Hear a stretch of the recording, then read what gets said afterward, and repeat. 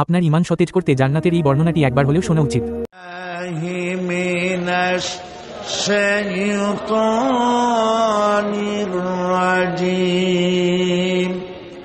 বিসমিল্লাহির রাহমানির রাহিম। ইন্না লিল মুত্তাকিনা মাফাজা حدائق وأعنابا وكواعب أترابا وكأسا دهاقا لا يسمعون فيها لغوا ولا كذابا جزاء من ربك عطاء حسابا رب السماوات والأرض وما بينهما الرحمن لا يملكون منه خطابا إن للمتقين مفازا অবশ্যই মুত্তাকিদের জন্য রয়েছে সাফল্যের একটি স্থান। হাদাইকা ওয়া আ'নাবা ওয়া কাওয়াইবা আতরাবা, বাগবাগিচা, আঙ্গুর, নবযৌবনা সমবয়সী তরুণী বৃন্দ এবং রয়েছে উচ্ছ্বসিত পান পাত্র। লা ইয়াসমাউনা ফিহা লাগওয়ান ওয়ালা কিযাবা, সেখানে তারা কোনো আজেবাজে মিথ্যে কথা শুনতে পাবে না। জাযাআম মির রাব্বিকা আতাআন হিসাবা, তোমাদের রবের পক্ষ থেকে এছাড়াও রয়েছে যথেষ্ট প্রতিদান এবং পুরস্কার। রব্বিস সামাওয়াতি ওয়াল আরদি ওয়া মা বাইনাহুমার রহমান লা ইয়ামলিকুনা মিনহু খিতাবা, এসব পুরস্কার রয়েছে তোমাদের সেই রবের পক্ষ থেকে যিনি আকাশ আর জমিনের আর এর মধ্যস্থিত সব কিছুর মালিক, যার সামনে কথা বলার সাহস কারো থাকবে না। এটা হলো যে আমার তেলাওয়াতকৃত আয়াতের শাব্দিক তরজমা। এখন আমরা ব্যাখ্যার দিকে যাব। কোরআনে কারিমে আল্লাহ পাক যেখানেই নিজের নাম বলেছেন জব্বার কাহ্হার, সেখানেই আল্লাহ পাক নিজের নামের পরিচয় দিয়েছেন রহমান রহিম, পরপরই বলেছেন যাতে বান্দারা ঘাবড়ে না যায়। যেখানেই বলেছেন জাহান্নামের কথা, সাথে সাথে আবার আল্লাহ পাক বলেছেন জান্নাতের কথা। যেখানেই বলেছেন আযাবের কথা, সাথে সাথেই বলেছেন রহমতের কথা। সুবহানাল্লাহ বলবেন না? আল্লাহ পাক বলছেন আমি মুত্তাকিদের জন্য বিরাট সাফল্য রেখেছি। মূল সাফল্য কিন্তু পৃথিবীতে না, আসল সাফল্যের জায়গা কোথায়? পরকালে। বলেন আসল সাফল্য কোথায়? পরকালে। কত বড় মন্ত্রী হইলেন, কত বড় ডাক সেটে নেতা হলেন, কোন দেশের প্রধানমন্ত্রী হলেন, কত টাকার মালিক হলেন, এটাই আপনার সফলতা আর বিফলতার মানদণ্ড নয়। আসল সাফল্যের মানদণ্ড কিয়ামতের দিন আল্লাহ রাব্বুল আলামিন আপনার সাথে কি ব্যবহার করবেন, ওটার উপরই সফলতা নির্ভর করবে, বিফলতা নির্ভর করবে। প্রিয় ভাই সব, কিয়ামতের সাফল্য শুধুমাত্র মুত্তাকিদের জন্য। কাদের জন্য বলুন? মুত্তাকিদের জন্য। আরবি ভাষায় তাকওয়া বলে একটি শব্দ আছে। এই তাকওয়া শব্দের অর্থ হচ্ছে বিরত থাকা, বেঁচে চলা, সতর্ক হওয়া এবং সাবধানে চলাফেরা করা, এটার নামই হচ্ছে তাকওয়া। একটিমাত্র জিনিস যদি মানুষের মধ্যে থাকে, সে মানুষটি ফেরেশতার চাইতে বেশি মর্যাদা সম্পন্ন হয়ে যায়, আর ওই জিনিসটি না থাকলে পরে শয়তানের চাইতে লোকটি নিকৃষ্ট হয়ে যায়। বলেন তো জিনিসটার নাম কি? তাকওয়া। বলেন না নাম কি? তাকওয়া। এই তাকওয়া দিয়েই, এই তাকওয়া যার ভিতরে সৃষ্টি হয়, সে ভালো কাজ করার জন্য উৎসাহিত হতে পারে। এই জন্য আল্লাহ রাব্বুল আলামিন বলেছেন ফাত্তাকুল্লাহা মাসতাতাতুম, আল্লাহ পাককে ভয় করো, যতটা ভয় করা সম্ভব অতটাই ভয় করো। প্রিয় ভাই সব, আল্লাহরে ভয় করুন। যারা ব্যবসায়ী ওজনে কম দিয়া প্রতিদিন 5 গ্রাম, আগে তো 6 টাকা বলতাম আমরা, এখন কি বলে? গ্রাম, 20 গ্রাম, 14 গ্রাম। এই যে গ্রাম, 500 গ্রাম, নানান রকমের গ্রাম, এই কয় গ্রাম করিয়া জীবনে কয় মন বাঁচাবেন? কয় মন বাঁচাবেন? আর এর দ্বারা আপনার হবে কি? মাপে কম দিলেন, ওজনে কম দিলেন, খাদ্যে ভেজাল দিলেন, চাউলে ভেজাল, ঘিতে ভেজাল, তেলে ভেজাল, সমানে দিতে থাকলেন। আহারে, যাওয়ার সময়, মৃত্যুর সময় সাথে কিছু নিয়ে যেতে পারবেন? পারবেন না। এখানে আল্লাহ পাককে ভয় করুন। ব্যবসায় বরকত দেওয়ার মালিক কে? জোরে বলেন কে? আল্লাহ রাব্বুল আলামিন বরকত দেওয়ার মালিক। এটা বিশ্বাস করে আল্লাহকে ভয় করুন। ব্যবসায়ী ভাইরা নিয়ত করুন, ওজনে কম দেব না, খাদ্যে ভেজাল দেব না, মিথ্যে কথা বলবো না। এই তাফসীর শোনার দাম হবে। যারা চাকরি করেন তারা ওয়াদা করুন, সরকার যে বেতন দেয় সেই বেতন দিয়ে যেমন করে হোক কষ্ট করে জীবন যাপন করতে হলেও করব, হারাম ঘুষ খাবো না। ঘুষ খাওয়া হারাম। শূকরের মাংস খাওয়া যেমন হারাম, ঘুষের একটি পয়সাও থেকে শুরু করে কোটি কোটি টাকা পর্যন্ত তেমন হারাম। এগুলো যদি বাঁচতে পারেন তাহলেই এর নাম হবে তাকওয়া। এটাকে আপনাকে বুঝতে হবে এইভাবে। পুলিশ দেখে না, এন্টি করাপশন ডিপার্টমেন্ট দেখে না, গোয়েন্দা বিভাগের কেউ দেখে না, কিন্তু আল্লাহর চোখকে ফাঁকি দেওয়া যাবে না। এটার নাম হলো তাকওয়া। এই আল্লাহকে ভয় যদি করতে পারি তাহলে পরিচয় হবে মুত্তাকি। আর কোরআন আসছে মুত্তাকিদের জন্য। ইবাদত করলে পরে তাকওয়ার সৃষ্টি হবে, রোজা রাখলে পরে তাকওয়ার সৃষ্টি হবে। আল্লাহকে ভয় করাটার নামই হলো তাকওয়া। এই তাকওয়া যারা করবে, আল্লাহরে ভয় করবে, সেই বান্দাদের জন্য আল্লাহ পাক বলছেন ইন্নালিল মুত্তাকিনা মাফাজা। এই মুত্তাকিদের জন্যই রয়েছে বিরাট সাফল্য কিয়ামতের দিন। সুবহানাল্লাহ। আল্লাহ পাক এদেরকে জান্নাত দিবেন। কি দিবেন বলেন? এমন এক জান্নাত দিবেন।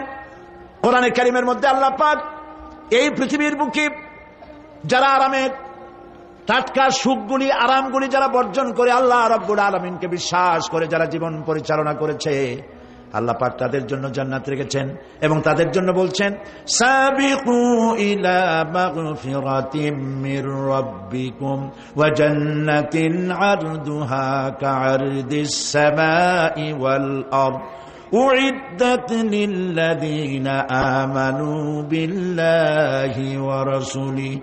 আল্লাহ পাক বলেন প্রতিযোগিতা করো আল্লাহর মাগফিরাত কামনার জন্য আর জান্নাতে যাওয়ার জন্য প্রতিযোগিতা করো। আল্লাহর রহমত পাওয়ার জন্য সৎ কাজের প্রতিযোগিতা করো, তাহলে আল্লাহ রাব্বুল আলামিন তোমাদেরকে ক্ষমা করবেন আর তোমাদের জন্য এমন জান্নাত দিবেন যেই জান্নাত আকাশের বিশালতার, জমিনের বিশালতার মতো। এই বিরাট জান্নাত তোমাদেরকে দিবেন। এই জান্নাত চিরস্থায়ী সুখ এবং শান্তির জায়গা হবে। মাসালুল জান্নাতিল্লাতী উইদাল মুত্তাকুন ফিহা আনহারুম মিন মাইন গায়রি আসিনিন ওয়া আনহারুম মিন লাবানিন লাম ইয়াতাগায়্যার তা'আমুহু। আল্লাহ পাক বলছেন জান্নাত আল্লাহ পাক ওয়াদা করেছেন মুত্তাকিদের জন্য। আল্লাহ পাক জান্নাত দিবেন যে জান্নাতের ভেতরে রয়েছে মধুর প্রস্রবণ, রয়েছে দুধের প্রস্রবণ, রয়েছে সেখানে স্বচ্ছ পানীয় পানির প্রস্রবণ রয়েছে। এই সুন্দর জান্নাত, ঝর্ণা ধারা আল্লাহ পাক সৃষ্টি করেছেন, বাগ বাগিচা দিয়ে ভরে রেখেছেন জান্নাত। সেই জান্নাতে জান্নাত হবে এয়ার কন্ডিশন, রৌদ্রের তাপ হবে না সেখানে, রৌদ্রের খরতাপ হবে না সেখানে, ঠান্ডার প্রচন্ডতা থাকবে না। কিরকম হবে জায়গাটা? আল্লাহ পাক বলছেন মুত্তাকিনা আলাল আরাইকি লা ইয়ারাউনা ফিহা শামসান ওয়ালা জামহারিরা ওয়া দানিয়াতান আলাইহিম যিলালুহা ওয়া দুল্লিলাত কুতুফুহা তাযলিলা। আল্লাহ পাক এমন জান্নাত রেখেছেন, সেই আল্লাহ পাক সেই জান্নাতের ভিতরে জান্নাতীরা ঠেস লাগায়া মুখোমুখি অবস্থায় তারা সেখানে বসবে। আর জান্নাতীদের মনের মধ্যে কোনো দুঃখ থাকবে না, পেরেশানি থাকবে না। পৃথিবীতে মানুষের দুঃখ থাকে, পেরেশানি থাকে, সেখানে কোনো দুঃখ আর পেরেশানি থাকবে না। সেই জায়গাটা হবে শীতাতপ নিয়ন্ত্রিত, না শীত না গরম, চির বসন্ত বিরাজ করবে। জান্নাতীরা সেখানে থাকবে। এই সুন্দর জান্নাত আল্লাহ পাক রেখেছেন মুত্তাকিদের জন্য। সুবহানাল্লাহ। কাফেরদের জন্য জান্নাত হবে, জাহান্নাম হবে চিরকাল। খালিদিনা ফিহা আবাদান, চিরকাল কাফেররা জাহান্নামে থাকবে। সর্বশেষ যে ব্যক্তি জাহান্নাম থেকে মুক্তি লাভ করবে তাকে আল্লাহ পাক বলবেন, ফেরেশতাদেরকে বলবেন, আমার ফেরেশতারা আমার এই বান্দাকে জান্নাত এবং জাহান্নামের মাঝখানে রেখে দাও। জান্নাত এবং জাহান্নামের মাঝখানে লোকটি যখন থাকার জায়গা পাবে সে জান্নাতের দিকে তাকায়া দেখবে আর কাঁদতে থাকবে। আল্লাহ পাক জিজ্ঞেস করবেন, বান্দারে যুগের পর যুগ ধরে জাহান্নামে কেঁদেছো, আমি রব্বুল আলামিন জাহান্নাম মাফ করে দিয়া জান্নাত জাহান্নামের মাঝখানে রেখে দিয়েছি, আযাব থেকে তো বেঁচে গেছো, এখন কান্দো কেন? লোকটি বলবে, রব্বুল আলামিন কান্দি এই কারণে, জাহান্নাম থেকে মাফ করেছো, তোমার শুকরিয়া আদায় করি। জান্নাত তো আমার কপালে নাই, কিসমতে নাই, কিন্তু জান্নাত আমি এখান থেকে দেখতে পাচ্ছি। জান্নাতের সুঘ্রাণ আমার নাকে আসতেছে, কপালে নাই যাওয়ার।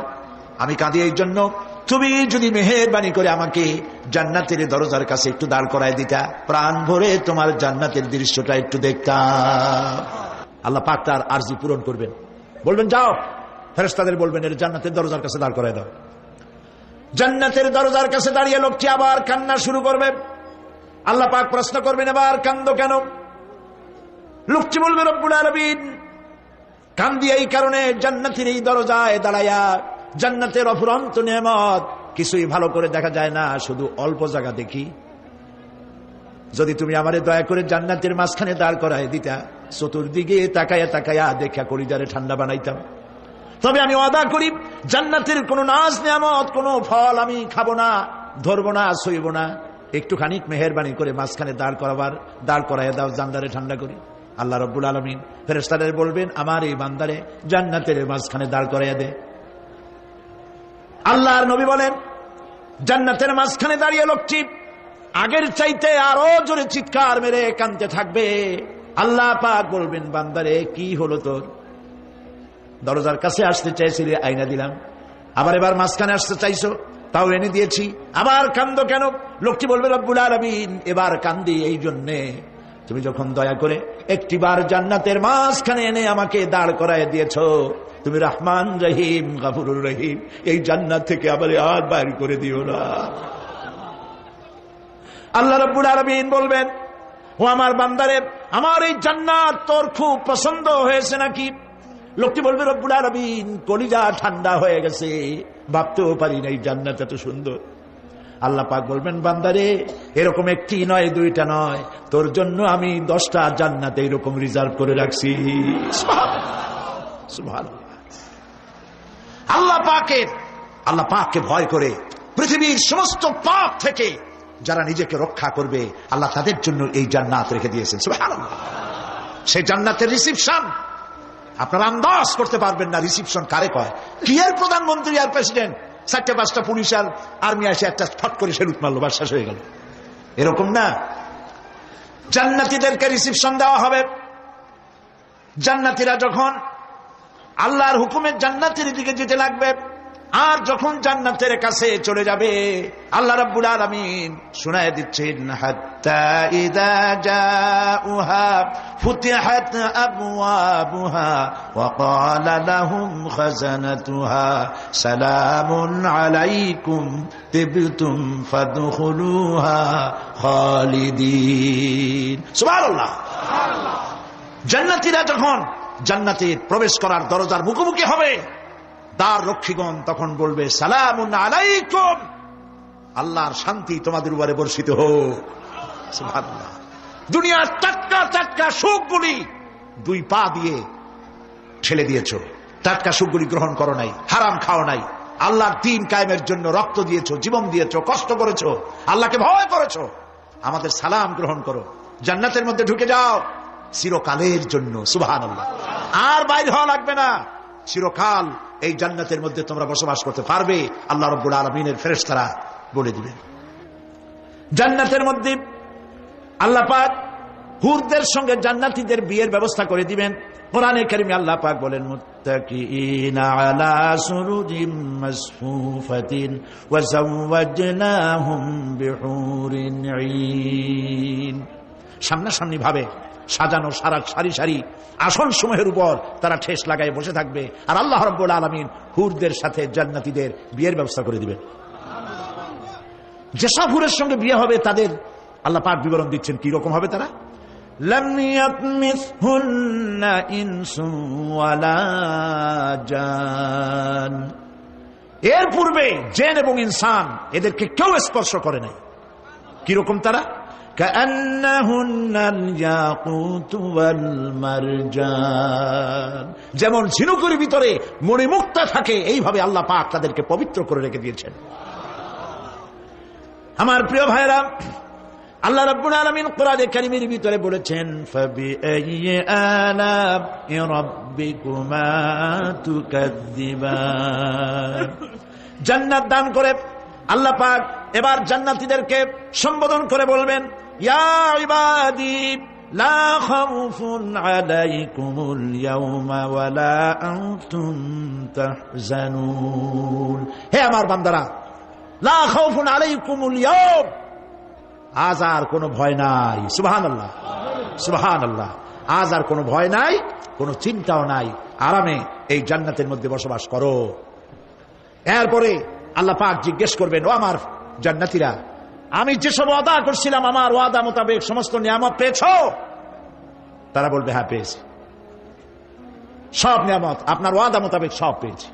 আল্লাহ রাব্বুল আলামিন বলবেন, সব পাও নাই, ওয়ালাদাইনা মাজিদ, আমার কাছে আরো বেশি আছে। সুবহানাল্লাহ, আমার কাছে আরো বেশি আছে। জান্নাতীরা বুঝবে না সে আরো বেশিটা কি, এর থেকে আর বেশি কি। প্রিয় ভাই সব, নবী করিম সাল্লাল্লাহু আলাইহি ওয়াসাল্লাম বলেছেন, জান্নাতের সুখ আর শান্তি কোন চোখ নাই যা দেখেছে, যা কোন অন্তঃকরণ নাই যা কল্পনা করতে পেরেছে। এই জান্নাত মুত্তাকীদের জন্য আল্লাহ রাখছেন। সুবহানাল্লাহ। জান্নাতীরা ভাবতেও পারবে না সেই নিয়ামতগুলি কি। প্রিয় ভাই সব, সেই মুহূর্তে আল্লাহর নবী মুহাম্মদ রাসূলুল্লাহ সাল্লাল্লাহু আলাইহি ওয়াসাল্লাম বলবেন, রব্বুল আলামিন, আমার উম্মতেরা জান্নাতীরা বুঝতে পারে নাই আপনার কাছে কি নিয়ামত আরো বেশি আছে। আমার এই উম্মতেরা জান্নাতীরা আপনার ওয়াদা মোতাবেক সব পেয়েছে, কিন্তু একটি জিনিস এখনো তাদের কিসমতে হয় নাই। সেই জিনিসটা হলো, যারা তার রবকে না দেখে শুধু কোরআন আর হাদিসের কথা শুনে আরবের ঘুম হারাম করে তাহাজ্জুদের নামাজ আদায় করেছিল, চোখের পানি ফেলেছিল, যারা জান্নাত দেখে নাই, জাহান্নাম দেখে নাই, আপনাকে ভয় করে যারা জীবন পরিচালনা করেছিল, যারা আপনাকে দেখে নাই, না দেখে শুধু কোরআন হাদিস বিশ্বাস করে যারা অকাতরে নিজেদের জীবন বিলায় দিয়েছিল, এই জান্নাতীরা এখন পর্যন্ত তার রবকে দেখতে পারে নাই। আল্লাহ রাব্বুল আলামিন তার সামনে থেকে ৭০,০০০ পর্দা সরে যাবে। আল্লাহ পাক বান্দাদের আরজি পুরা করার জন্য জান্নাতীদের সামনে তিনি জালোয়া ফরোজ হবে। কোরআন শরীফের ভিতরে আল্লাহ পাক বলেন, জান্নাতীরা তারা আল্লাহর দিকে, জান্নাতীরা তার রবের দিকে তাকিয়ে থাকবে, আর রব তার বান্দাদের দিকে তাকাইয়া থাকবে। প্রাণ ভরে জান্নাতীরা রবকে দেখবে। সুবহানাল্লাহ, আল্লাহ পাককে দেখবে। প্রাণ খুলে আজ দোয়া করি, রব্বুল আলামিন, জান্নাতের যেই পরিবেশে, যেই জায়গায় তুমি দয়া করে তোমার গোলামদেরকে তুমি নিজেই দর্শন দিবে, দেখা দিবে। মনিব গো, ও আমাদের রব, আজ এই বিশাল জনসমুদ্র নিয়ে তোমার দরবারে আবেগ ভরা কণ্ঠে বলি, যেই অনুষ্ঠানটি তুমি এমন মুবারক অনুষ্ঠান করবে যেখানে তুমি জান্নাতীদেরকে দেখা দিবে, ওই জান্নাতের কোন একটি, ওই অনুষ্ঠানের কোন একটি কোনায় কানায় আমাদেরকেও দাঁড় করাইয়া দেখার তৌফিক। প্রিয় ভাই সব, আল্লাহ রাব্বুল আলামিন মানুষের সামনে এত সব নিয়ামত রেখেছেন, এই জান্নাত দান করবেন। এরপরে আল্লাহ রাব্বুল আলামিন কোরআনে কারীমের মধ্যে বলেছেন, রব্বিস সামাওয়াতি ওয়াল আরদি ওয়া মা বাইনাহুমার রাহমানি লা ইয়ামলিকুনা মিনহু খিতাবা। এসব পুরস্কার রয়েছে তোমাদের সেই রবের পক্ষ থেকে যিনি আকাশ আর জমিনের মালিক। সুবহানাল্লাহ বলবেন না? যার সামনে কথা বলার ক্ষমতা কারো হবে না। এটি একটি মারাত্মক কথা। কিয়ামতের দিন আল্লাহর দরবারে কেউ কথা বলতে পারবে না আল্লাহর নির্দেশ ছাড়া। একটি আকীদা পরিষ্কার করে নিয়ে যান আপনাদের। সে আকীদাটা এভাবে পরিষ্কার করুন, কোন পীর সাহেব, কোন খাজা বাবা, কোন মাওলানা, কোন মুহাদ্দিস, কোন বুজুর্গ আপনাকে সুপারিশ করতে পারবে না যদি না আল্লাহ পাক তাকে কথা বলার তৌফিক না দেন। মনে থাকবে এটা। আয়াতুল কুরসির ভিতরে আমরা পড়ি, মান যাল্লাযী ইয়াশফাউ ইনদাহু ইল্লা বিইযনিহি। আল্লাহ পাক বলেছেন কিয়ামতের দিন আল্লাহর দরবারে কার সাহস আছে কথা বলতে পারে? আল্লাহর ওয়ার্ডার ছাড়া, হুকুম ছাড়া আল্লাহর সামনে কথা বলার সেদিন কেউ থাকবে না। সুবহানাল্লাহ। কেউ কথা বলতে পারবে না। সুপারিশ করতে হবে আল্লাহ যারে বলেন তুমি করো, অমুকের জন্য করো, সেই ব্যক্তি শুধু তার জন্যই করতে পারবে, আর কেউ কথা বলতে পারবে না। সেই কঠিন হাসরের ময়দান, যেদিন শুধুমাত্র আল্লাহ পাক কথা বলবেন, আর যারে বলতে বলবেন সেই কেবলমাত্র বলতে পারবে। সুপারিশ এটি আল্লাহ পাক কিয়ামতে পারমিশন দিলে বলা যাবে। হযরত ইব্রাহিম আলাইহিস সালাম কিয়ামতের দিন তার নিজের পিতা সম্পর্কে সুপারিশ করবেন। রব্বুল আলামিন, আমার আব্বার জন্য সুপারিশ করতেছি, মেহেরবানি করে জাহান্নাম থেকে তারে আপনি রক্ষা করুন। আল্লাহ রব্বুল আলামিন বলবেন, ইব্রাহিম তোমার সুপারিশ মঞ্জুর হবে না। প্রিয় ভাই সব, একটু মাথা কাটান, চিন্তা করেন। উলুল আযম পয়গম্বর, জাতির পিতা। কে জাতির পিতা?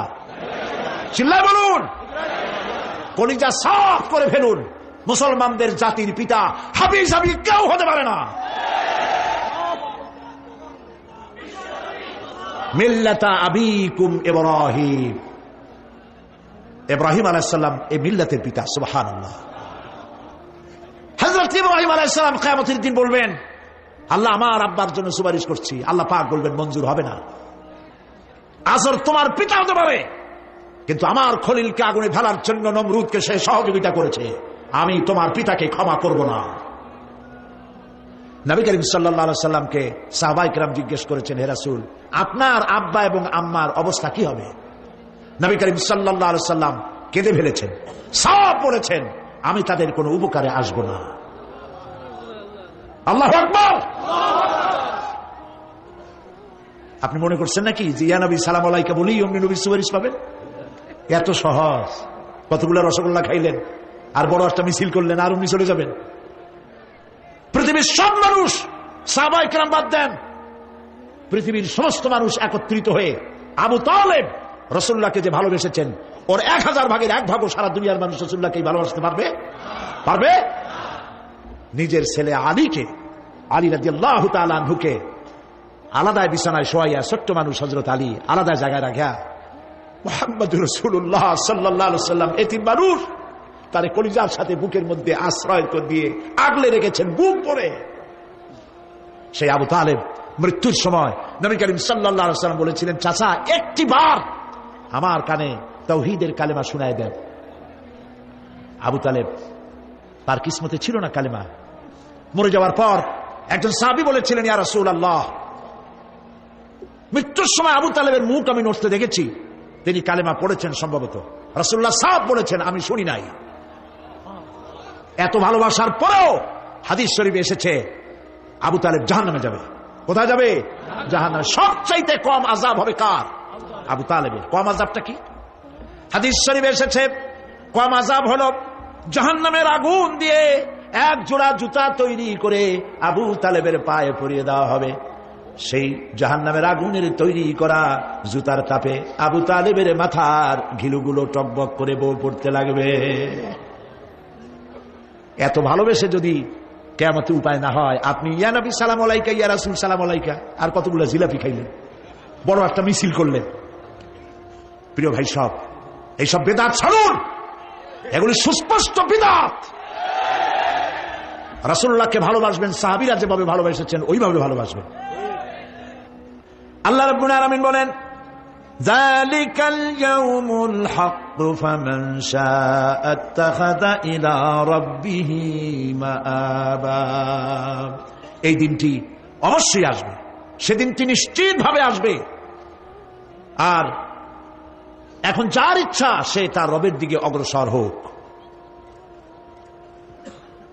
ইন্না আনজারনাকুম আযাবান করিবান ইয়াওমা ইয়ানজুরুল মার'উ মা কদ্দামাত ইয়াদাহু ওয়া ইয়াকুলুল কাফিরু ইয়া লাইতানি কুনতু তুরাবা।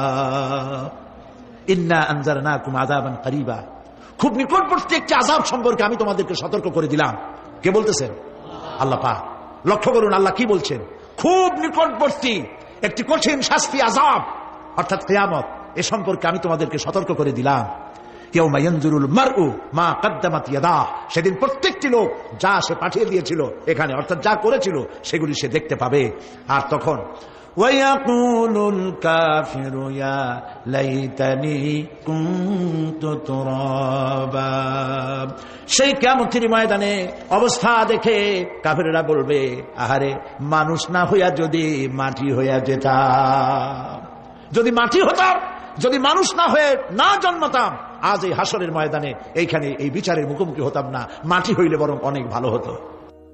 এই পৃথিবীতে আমরা এসেছি, চলে যাব, যাওয়ার আগে এই কোরআন একটি বিশাল জনগোষ্ঠী এমন বানাতে চেয়েছে যে জনগোষ্ঠী এই কোরআন দিয়ে একটি বিশাল সমাজ গড়বে, রাষ্ট্র গড়বে, এমন রাষ্ট্র গড়বে যেই রাষ্ট্রে দুঃখ থাকবে না, অশান্তি থাকবে না, যেখানে সুখ থাকবে, সমৃদ্ধি থাকবে, আর কিয়ামতের দিন আল্লাহর জান্নাতে তারা চলে যাবে। তেমন একটি সমাজকে আমরা চাই। সবাই বলেন, সেরকম একটি সমাজকে আমরা চাই। প্রিয় ভাই সব, কিয়ামতের দিন আমরা যেতে চাই জান্নাতে। কোথায় যেতে চাই বলেন? জোরে বলেন। এই জান্নাতে যাওয়ার জন্য দুইটা কাজ করতে হবে। কয়টা কাজ?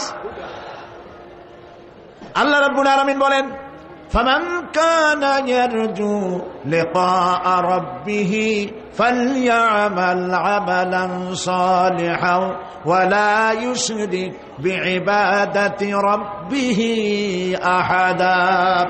আল্লাহ পাক বলেন, যে বাজারা আমার সঙ্গে দেখা করতে চায় কিয়ামতে, দুইটা কাজ করা লাগবে। বলেন কয়টা কাজ?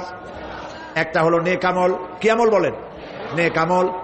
নেক আমল কারে বলে? নেক আমল করতে হলে আবার দুইটা শর্ত লাগে। এক নম্বরে কাজটা করতে হবে আল্লাহরে খুশি করার জন্য। কারে খুশি করার জন্য?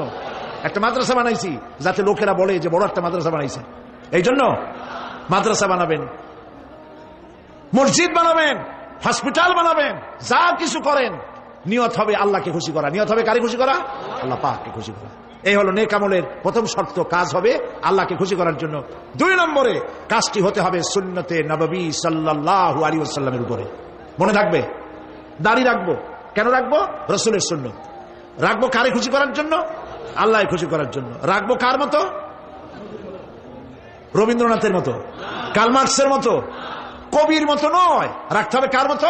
নবীর মতো। বুঝে নেন, কাজটা হতে হবে আল্লাহকে খুশি করার জন্য।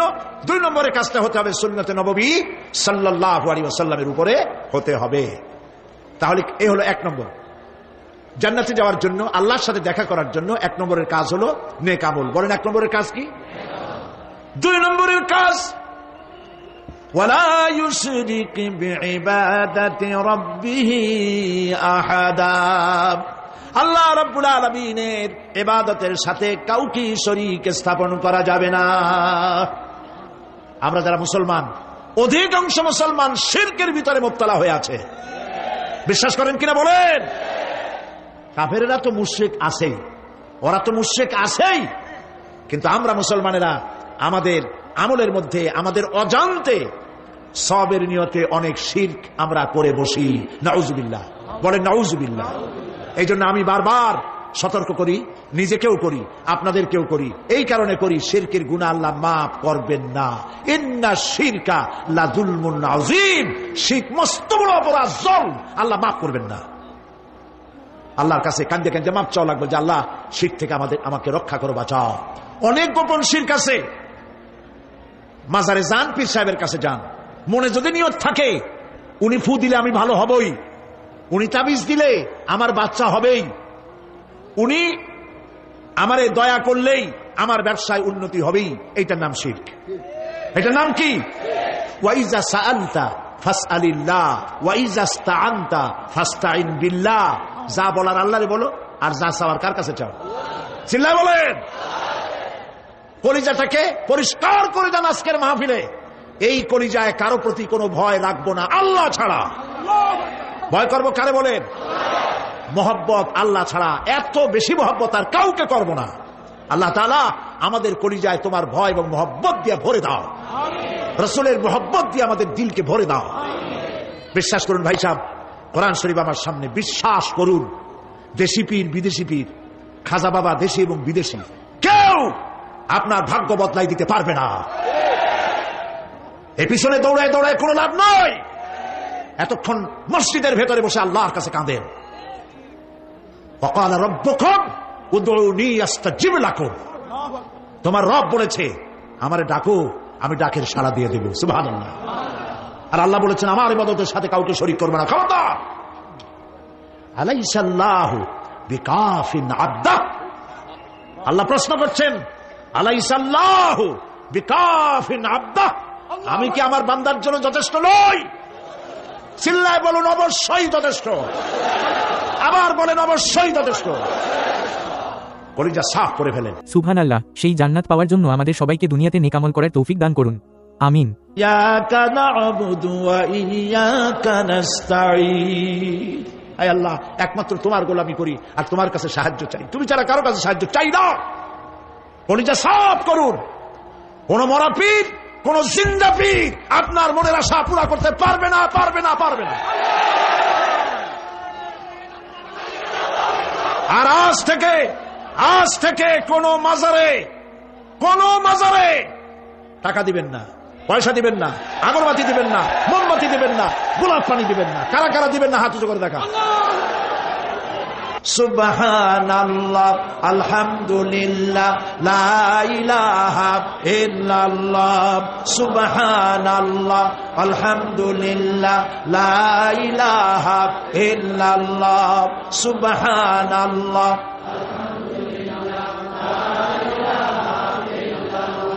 লা ইলাহা ইল্লাল্লাহ, মুহাম্মাদুর রাসূলুল্লাহ। ইসলামিক এমন আরও ভিডিও পেতে সাবস্ক্রাইব করে রাখুন। আল্লাহ হাফেজ।